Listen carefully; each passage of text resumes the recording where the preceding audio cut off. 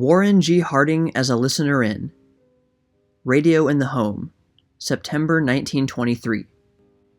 The short article which follows is printed at the request of many radio fans from virtually all sections of the eastern part of the United States. It was an address delivered on the spur of the moment from station WDAR, Lit Brothers, in Philadelphia. I had been scheduled to speak from that station on a totally different subject when the sudden death of the late president caused a change in all broadcasting programs, and WDAR joined with other stations in holding a memorial service by radio. I have had many letters asking for copies of the talk. I am accordingly reprinting it here as nearly as I can transcribe it from the brief notes jotted down on a piece of paper at the dinner table before going to the station. Henry M. Neely.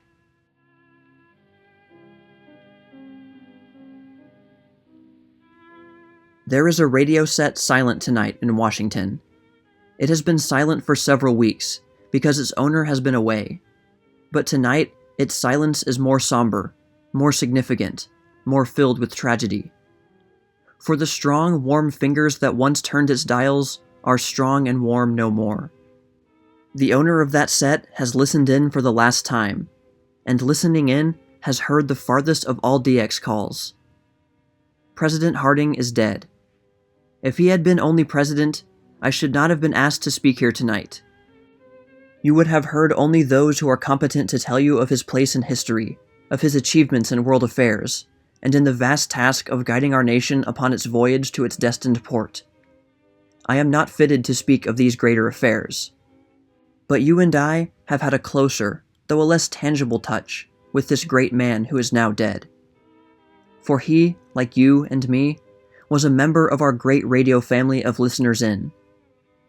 In the White House tonight, silent, as I have said, is the receiving set that gave to him in his very few moments of relaxation the same thrill of the unexpected, the same lure of the unexplored, the same awe of the almost inconceivable that knits you and me together in our love of the most marvelous hobby that the genius of man has yet given to us. We have all read today of the humanness of this man who has been called away from us. We know that he sprang from the ranks of the common people, whom, as Abraham Lincoln said, God must have loved, since he made so many of them. And we know that never in the course of his career did President Harding once swerve from that sympathetic understanding of the masses of Americans, which was the fundamental upon which he built every one of his official policies. With you and me, reading of these things leaves us perhaps unmoved and unconvinced, compared with the knowledge that while the country has lost a great president and the world a fine statesman, you and I have lost that much closer and more convincing contact. The contact of the fellowship that radio has brought to break down all barriers of caste and wealth and social and political differences among its devotees. Warren G. Harding was one of us listeners in. We know intuitively from that one simple fact that he must have been every bit as human as these hastily printed biographies of him assure us that he was. We do not need their assurances. If they had printed only the simple announcement, the president was a radio fan, we would have known that under the gravity and dignity that cares had given him lay the same susceptibility to joy and wonderment and thrill that binds you and me together in the vast brotherhood of radio. Warren G. Harding was a radio fan.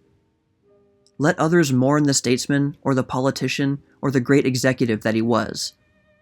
You and I will mourn more intimately than that, for we have lost one whose humanness of heart and vividness of imagination led him to spend many of his moments of relaxation just as you and I love to spend ours.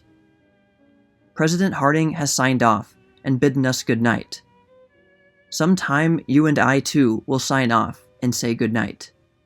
And when we do, may we be able to do it as he did, with the consciousness that the program we have given was as fine and as worthy as it was in us to give, and that if it fell short of our desires, it was because our aim was higher than our abilities, and our ambition to do something better for our fellow man was greater than one frail human frame could accomplish.